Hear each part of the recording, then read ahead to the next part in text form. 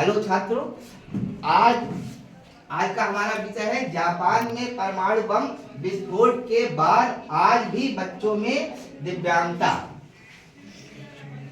ये 1945 में जब द्वितीय विश्व युद्ध हो रहा था तो अमेरिका ने जापान के दो शहरों हिरोशिमा और नागासाकी नामक शहरों में जो परमाणु बम विस्फोट किया, उसका कारण था नाभिकीय विखंडन। नाभिकीय विखंडन में क्या होता है, यूरेनियम जो कि दुनिया की सबसे महंगी धातु में से एक है, उस पर एक न्यूट्रॉन डाला जाता है। उस न्यूट्रॉन के डालने से ये दो छोटे छोटे नाभिकों में टूटता है। ये एक 56 बेरियम 141 और एक 36 क्रिप्टन 92, और हर बार इस अभिक्रिया से कम 3 न्यूट्रॉन निकलते हैं और 3 न्यूट्रॉन के साथ साथ 190 मेगा इलेक्ट्रॉन वोल्ट एनर्जी निकलती एक बार में। और ये प्रोसेस कंटिन्यूअस चलता रहता है और उस चलने से इतनी ऊर्जा निकलती है। और ये ऊर्जा निकलती कहाँ से?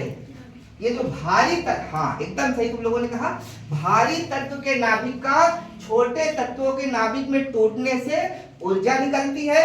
और ये ऊर्जा जो निकलती है, उसीलिए इसको नाभिकीय बल के द्वारा उत्पन्न ऊर्जा या नाभिकीय ऊर्जा कहते हैं। उस नाभिकीय ऊर्जा में इतनी एनर्जी होती है कि हम पानी को गर्म कर ले अगर, तो पूरे लाखों किलोमीटर तक यानी दूर दूर तक जो है भाप बन सकती है। भाप से टरबाइन से बिजली पैदा हो सकती है। ये तो इसका पॉजिटिव लाभ हुआ जो कि बिजली बनाने में काम आती है। लेकिन जब इसका सही प्रयोग नहीं होगा तो एक बार में जो इतनी ऊर्जा निकली, भारी मात्रा में जो ऊर्जा निकलती है, वो क्या होता है, कुछ ही देर में भारी मात्रा में फैलती चली जाती है। और उस समय जो लोग होंगे वो तो मरेंगे। उस समय जो लोग हैं वहां उस एक बहुत लंबी रेंज में वो तो मरेंगे, विकलांग होंगे, सब कुछ होगा। लेकिन जो यूरेनियम है वो ये याद कर लो 4.5 × 10⁹ समझे? इतनी भारी मात्रा में अपने 1 किलो का आधा ही होगा। जैसे 1 किलो यूरेनियम है तो आधा किलो तब भी बचेगा। और इतने लंबे समय में तुम्हारी हजारों पीढ़ियां नष्ट हो जाएंगी, समझे? उस समय भी यूरेनियम का असर होता है। तो जैसे उस समय जो असर हुआ प्रेजेंट टाइम में, इतने लंबे समय बाद भी उसका असर होगा। आने वाली संतानों में भी असर होगा। वो या तो हाथ पैर आंख नाक कान किसी भी तरह से विकलांग पैदा होंगे, या उनको उनके ऊपर वो रेडिएशन का असर होगा।